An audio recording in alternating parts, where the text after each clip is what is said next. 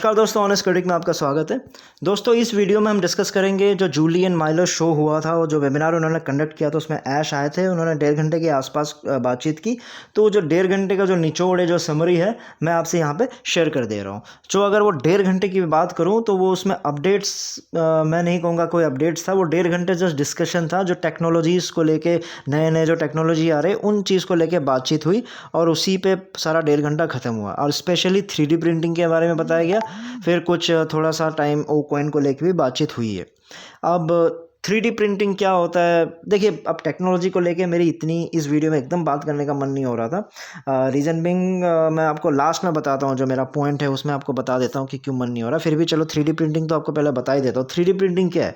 अब वो प्रिंटर जो पुराने ज़माने के होते थे, आपका सिंपल प्रिंट जो करते थे, वो टेक्नोलॉजी बहुत पुरानी हो चुकी है।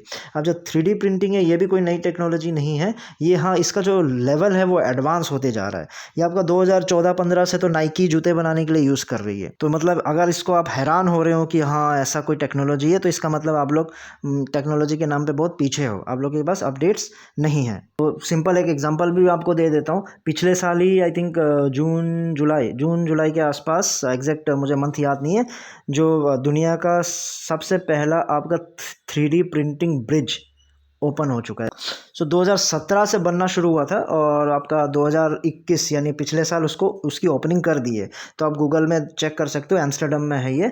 तो आप उसको आराम से चेक कर सकते हो कि वो बनी कैसी है, वीडियोज़ भी है उसके। है तो मतलब इस लेवल तक आपका 3D प्रिंटिंग जो टेक्नोलॉजी है आगे बढ़ते जा रही है। और आपका ओ कॉइन क्या है? डिजिटल कॉइन है। आपको पता ही है, बिटकॉइन, इथेरियम, तो ये सब आप लोग कितने बार सुनोगे। तो ये सब आपका डिजिटल कॉइन है जो ऑन पैसिव भी ला सकती है।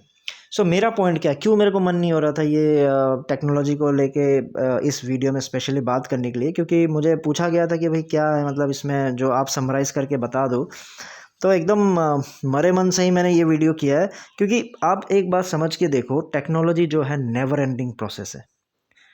मैं फाउंडर से भी रिक्वेस्ट करता हूँ कि अगर आप इस तरह के शो करते हो, स्पेशली ऐश के साथ करते हो, उनके पास अगर टाइम कम है, कभी कभार वो मिलते हैं, तो आप ढंग की बातें और स्पेशली जो रिलेटेड टॉपिक से उन पे बात किया करो। अब टेक्नोलॉजी को लेके मैं आपको गिनाना शुरू कर दूं कि आपकी उंगलियां थक जाएंगी, इतनी सारी टेक्नोलॉजी जो आ रही है। और आपने अगर ये 3D प्रिंटिंग और ये ब्लॉकचेन ये आपके लिए अजूबा है, तो फिर वो सारे जो टेक्नोलॉजीज़ मैं बताऊंगा तो वो फिर आपके साथ फिर ईयर्स विल पॉप अप, तो उन पे आप कंसंट्रेट करते जाओगे। ज़्यादातर मैंने यही देखा वेबिनार में, ऐश क्या हमने ऐसा टेक्नोलॉजी के बारे में सुना है, तो आप क्या ऑन पैसिव में आ सकता है? ऐश ऑब्वियसली बोलेगा आ सकता है। ओ कॉइन आ सकता है, हाँ आ सकता है। अरे हर चीज़ आ सकती है। आप ये चीज़ पे ध्यान दो कि अभी जो आने वाली है, मेन जो ऐश ने क्या फोकस किया हुआ है, वो क्या प्लान है, मतलब दिसंबर तक, जनवरी तक, अगले साल तक कौन से प्रोडक्ट्स को लेके स्टार्ट करने जा रहे हैं। मतलब आप गिनते जाओगे, फिर कभी आप उस पर डेटा सेंटर पे चले जाओगे, कभी आप क्लाउड कंप्यूटिंग पे चला जाओगे, तो वो नेवर एंडिंग प्रोसेस है। आप कभी ख़त्म ही नहीं कर पाओगे, ऐसे कभी लॉन्च ही नहीं हो पाएगा। तो आप अगर इस तरह के ऐश का पास आपको लगता है कि कभी कभार ही वो आते, टाइम बहुत है कम, अब स्पेशल चीज़ें पूछो, नॉर्मल चीज़ें पूछो, ताकि आपको पता चले कि जो आपने जिस पर्पस से ज्वाइन किया है, तो वो कब स्टार्ट होने वाला है। तो ऐसा नहीं है कि मैं कोई टेक्नोलॉजी का बहुत बड़ा गुरु हूँ या फिर मुझे बहुत कुछ पता है। टेक्नोलॉजी के मामले में मेरी भी जो नॉलेज है, क्लास 9-10 वाली नॉलेज है, आप मान सकते हो। लेकिन अब 9-10 नॉलेज वाले को भी अब बहुत सारे ऐसे बोलते हैं कि इतना पता है तो आप कंपनी क्यों नहीं खोल लेते हो। भाई समझो, 9-10 के स्टूडेंट को भी अगर आप ABCD वाले बातें करोगे, तो उसको तो लगेगा ही नहीं है क्या बातें, बचकानी वाली बातें कर रहे हैं। अब फिर उसको बोलोगे कि इतने बड़े जानते हो क्या? अरे भाई, अब उससे बातचीत ही उसके सामने ABCD वाली हो रही है। अब सिंपल सा एग्जांपल देता हूँ, बंदूक वाला। आपको शायद वो एग्जांपल सब दिए जा रहे हैं कि वो आइडिया सुन के ऐश खुश हो गया, और सारे, आई थिंक कल धिल्लन जी ने भी अपने वेबिनार में यही बातें बहुत सारी बोली कि बंदूक में चिप, इतनी खतरनाक आइडियाज़ बता रहे हैं फाउंडर्स। और ये जो बंदूक में चिप ट्रैकिंग वाली बात है ना, 2017 में हम लोग डिस्कस किए थे, मुझे याद है। और 2017 में भी जो जिस तरह से बातचीत हो रही थी, उससे आई थिंक 2-3 साल पहले किसी ने, मतलब कहीं पे टॉपिक निकला था, उस वजह से हमने 2-3 साल लेट डिस्कशन शुरू किया था। और 2022 में बोल रहे हो ऐश को वो आइडिया गजब लगा, बहुत बढ़िया आइडिया है ये, क्या मतलब ये सब बातें बहुत पहले से भी थी।